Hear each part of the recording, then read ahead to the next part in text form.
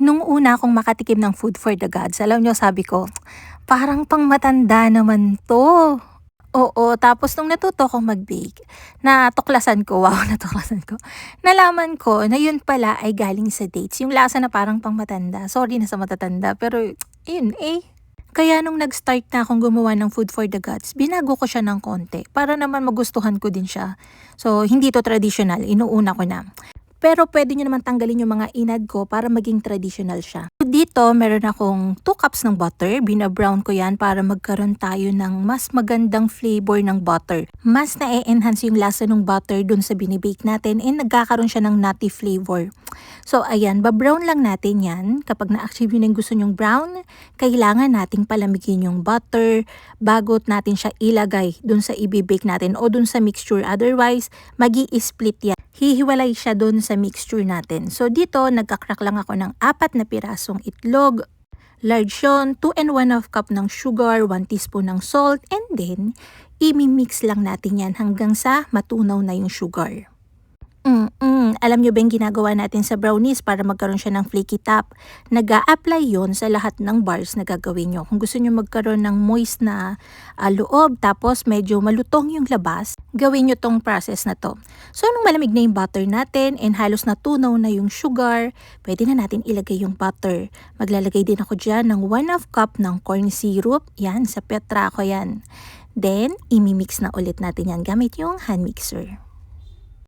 After nyan, pwede na natin ilagay yung mga dry ingredients natin. Sifted na to lahat, so dito naglagay ako ng 1 and 1/2 teaspoon ng baking powder and 3 and 1/2 cups ng all-purpose flour. Pinamiko flour, syempre yung ginagamit natin dyan. Yung wooden spoon. So, pag magmimix na tayo ng flour, gamitin natin dyan ay yung spatula. So, haluin lang natin yan until well combined para maiwasan natin yung pag-overmix kasi nagkukos yun na tumigas yung bar natin. So, ayan. I-mix mo lang ng spatula. Huwag mo nang gamitan ng mixer para siguradong hindi maging dense. Nakalimutan ko sabihin kanina na mas maganda pala kung ang gagamitin mong sugar ay dark brown sugar. Wala lang kasi ako kaya ay light brown sugar yung ginamit ko. So yung traditional na food for the gods ay merong dates and walnuts.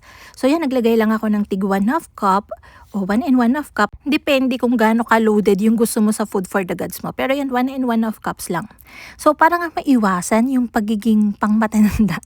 Sorry for the term pero ganira Sorry, patawarin nyo na ako. Hindi ko lang ma-express ko yung panlasa para sa akin. So, naglagay ako dyan ng dried candied na peach and candied din na apricot. Ini-slice ko lahat yan ng maliliit, pati yung dates, walnuts, para pag nag-slice tayo, kahit maliliit yung slice natin sa brownies, hindi siya masira, hindi nagtitipak-tipak kasi nga malalaki yung palaman sa loob. Yung food for the gods ay halos same ng timpla sa butterscotch. So, naisip ko, parang ba't na lang hindi sila mag-collab? So, naglagay ako dyan ng Van Houten Professional Butterscotch na chocolate chips. Ay, ang sarap nito. Oo, lasang sosyal. Hindi siya lasa ng mumurahing chocolate. Promise. Kaya kung naglalagay kayo ng butterscotch or gumagawa kayo ng mga butterscotch flavor na mga pastries, mag-add kayo ng butterscotch na na Van Houten chocolate chips. Ang sarap nito. Promise. Tataya ko yung aking food for the gods. So, ayan, tinransfer ko lang yan sa 10x40 na rectangular pan. Binake ko to sa preheated oven. Dito sa Unox, nag-temp lang ako ng 160 degrees Celsius. Pero sa mga conventional oven, katulad ng deck oven ko, binibake ko to sa 170 degrees Celsius for 28 to 32 minutes. So, ayan, syempre, after baking, medyo malambot pa yung surface ng inyong nung brownies nyo. Okay na yun, basta nag-brown yung top, sure na bake na siya. Para magkaroon tayo ng moist na food for the gods, huwag nyong i-overbake. So, syempre, bago ko ini-slice yan, ay kailangan nyo muna yung palamigin. Tapos, pwede nyo na siyang i-slice sa gusto nyo kalaki na pieces. So, ayan. Tingnan nyo yan. Masarap yan. Again, yung paglalagay natin ng peaches, yung apricot, optional na lang naman yun. Ang importante sa food for the gods ay yung dates and walnuts, okay?